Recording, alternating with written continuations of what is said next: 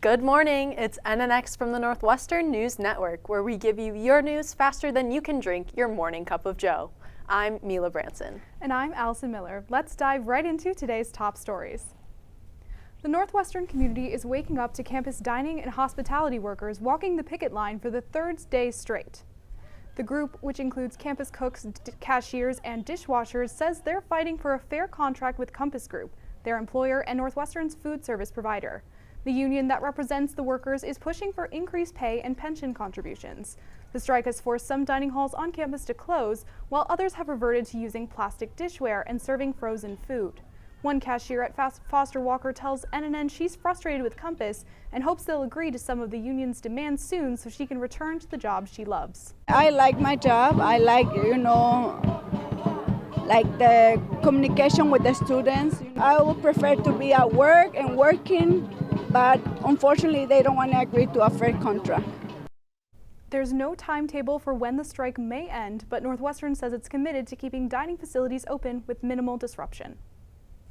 President Trump has issued several executive orders on immigration since returning to office, but advocates for Evanston's immigrant and Latino communities are taking a stand. The city recently voted to strengthen its Welcoming City Ordinance, which states city officials will not participate in federal civil immigration enforcement. It comes as some members of Evanston's immigrant community say they are wary of the effects of anti-immigration policies from President Trump. Executive Director of Evanston Latinos Rebecca Mendoza says coming together can make the biggest difference. We've been ensuring that Latino folks feel seen, and more than feeling seen, that they feel like this is their community as much as it is anybody else's. Evanston Latinos will host a bilingual breakfast on March 22nd with candidates for Evanston's upcoming local elections. The event runs from 10 a.m. to noon at the Robert Crown Community Center. With the arrival of spring, a new reality TV-style dating show, Unscripted Love, is coming to campus. The show marks the first unscripted addition to Northwestern's film scene. It will involve both group bonding activities and one-on-one dates. While the show will begin filming all around campus next quarter, casting is currently ongoing. The show's director and creator, Ananya Paul, encourages students to take part. Way to find love, connect with students.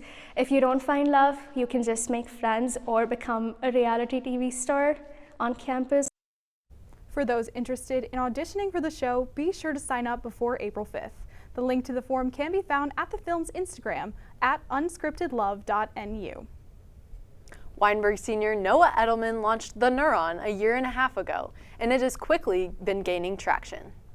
Amassing 500,000 readers, the newsletter compiles the latest happenings in the fast-developing world of AI. He started it all in the garage right here on campus. I read like a bunch of tech outlets like The Information, The Verge, TechCrunch, Wall Street Journal, basically everything under the sun to see like what are the most important things that are happening in the world of AI today, and how can I come into the newsletter tomorrow with a really unique perspective.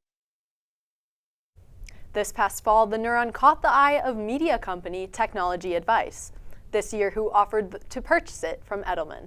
Now Edelman is helping transition the newsletter into the hands of Technology Advice.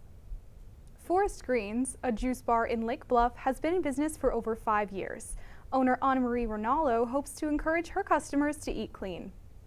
However, a recent Northwestern study suggests days-long juice cleanses may actually have some negative health effects, including inflammation and cognitive decline. The fact that we are extracting and reducing the level of fibers is what is affecting completely the oral cavity and gut microbiota composition. It's important to note that the study was fairly limited in scope, so the verdict on these trendy detoxes is still out. Guzman y Gomez, an Australia-based Mexican restaurant, opened on Sherman Avenue yesterday. Students and the Evanston community lined up outside since its opening at 7 a.m. to enjoy the grand opening. With $5 burritos and bowls, live mariachi music, and a visit from the founder, Stephen Marks, the fast casual chain opened with much fanfare and is the first retail business to open on the first floor of the Varsity Theater. The team running the opening say they've loved the warm reception. Absolutely, yeah. We have a couple sponsorships with Northwestern. We're kind of getting our way out in the Evanston Little Leagues, and we have some opportunities to kind of get the word out there and get people to come in. If you're looking to snatch up some of their Chipotle seasoned fries, you can find them at 1710 Sherman Avenue. After the past months of bitter cold, students are ready to spring into the sunlight with new outfits for the warmer weather. Two campus fashion icons share their stories of expressing themselves through their colorful outfits. NNN's Lucy Yao has the story. Limited closet space in the Northwestern dormers hasn't stopped Sam McLean and Angel Napkasmias from finding ways to showcase their personalities through their fashion. McLean's fashion sense perked in middle school, where he became known as the highlighter kid for wearing all neon colors. My mom told me that I had to, match my clothes, and that was how you're supposed to do, outfits. And so I took that really literally. And so that ended up being really monochrome outfits for a while. So all blue, all orange, and in abundance for middle school boys is all neon. Since then, McLean says he's learned how to pick his own outfits for the day, figuring out how different pieces can work together. And then it all balances itself out. So it starts with me knowing what I want for the day in one piece and then building around that. Napkasara says fashion is more about being comfortable within her own body and feelings for that day. You're not just putting something on your body. You encapsulate an energy when you put on an item of clothing. Other parts of her fashion, though, hold sentimental value and remind her where she's come from. I have a bracelet under the scrunchie for every single family member I have. And they all signify a specific person and specific idea to remember them by. It's not I wear a flower because I want it to match. And the flower is a part of me and what I bring into the world now. And both campus fashion icons want to remind those scared to express themselves that being authentic is a conscious effort to focus on yourself more than others' opinions. You might see that person every day for the next 4 years, but you're going to see yourself every day for the next 20 to 50. Lucy Yao, Northwestern News Network. So Mila, have you had any interesting fashion finds recently? I actually have a huge closet of costumes that I have to go through for a ballet company. What about you? Oh, really? I'm so excited to look to your spring show. I know recently my friend Ellie and I picked up a bag of 100 ties for an art project she's working on. Wow, that's crazy. Yes, 100%. Excited to see it when it's done.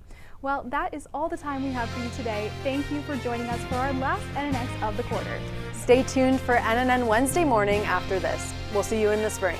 I'm Allison Miller. And I'm Mila Branson. Have a great day.